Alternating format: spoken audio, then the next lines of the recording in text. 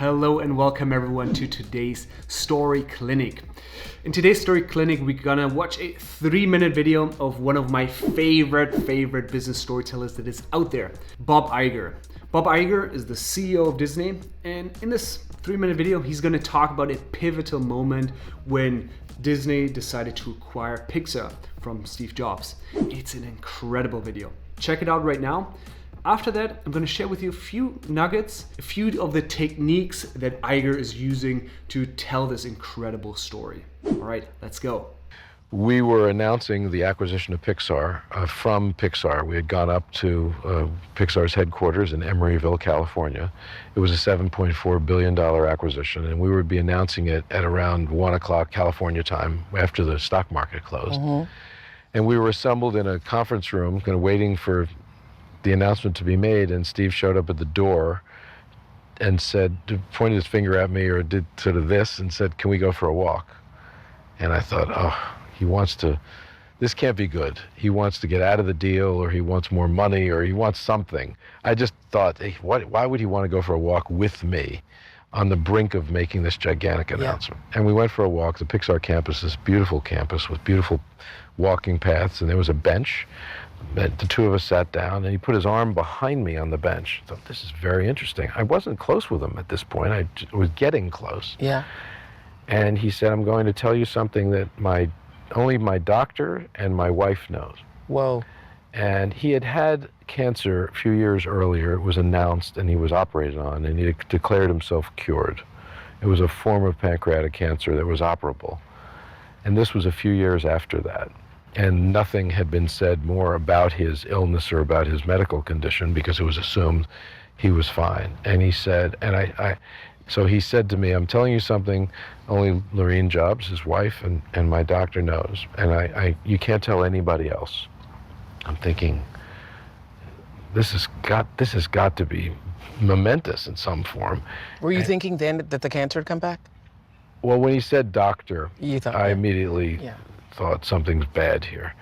And he said, I need you to know my cancer has come back. He gave me some details. And I said, "Why are you telling me this?" And he said, "I'm giving you a chance to get out of the deal."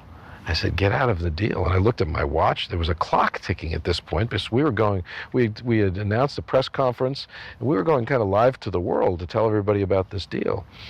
And I thought, my goodness, in less than an hour, we have to tell everybody this, and what am I going to do? I had no idea what my responsibilities were. He was becoming a member of the board and our largest shareholder, even though we were buying Pixar. We weren't buying Steve Jobs.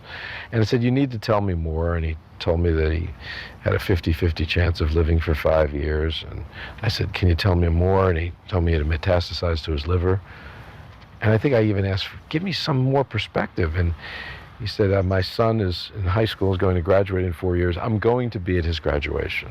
My son Reed. I thought, wow, there's something very powerful in that statement, that he's so determined to live. And it was very meaningful to me. And it came so from deep within him.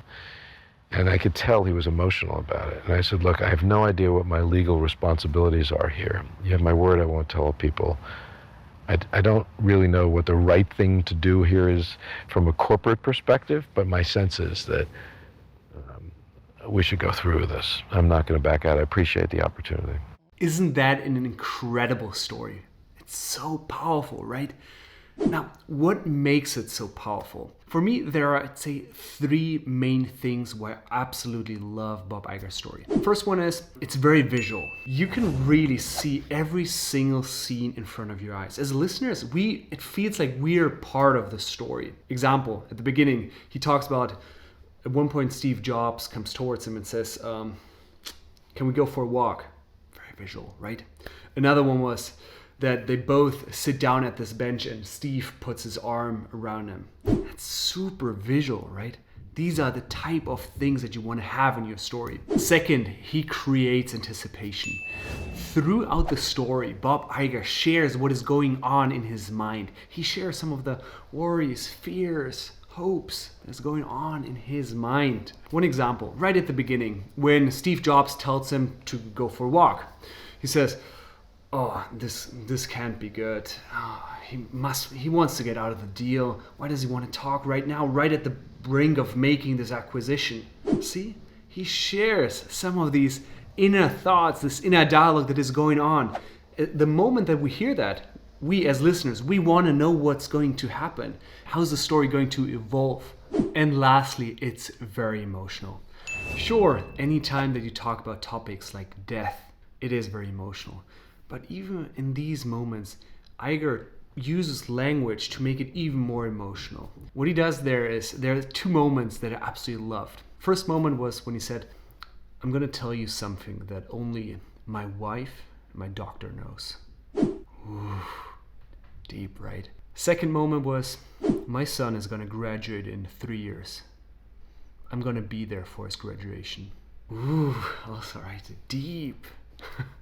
Now, see, he uses very specific words that were used in these moments of the story to make it even more visual, even more emotional.